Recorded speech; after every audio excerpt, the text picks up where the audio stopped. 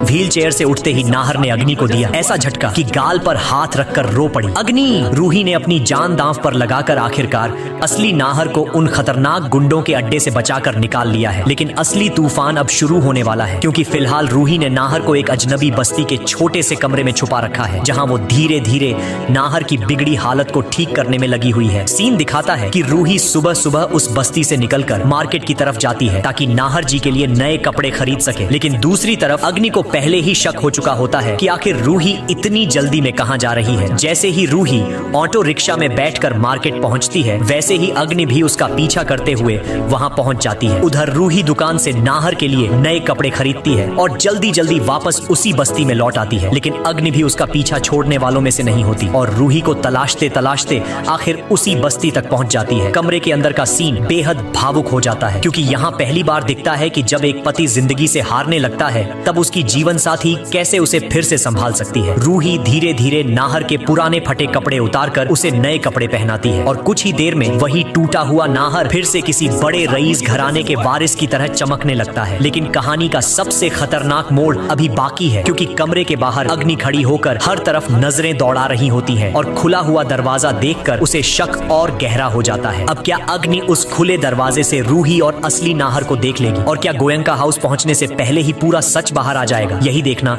बेहद दिलचस्प होने वाला है।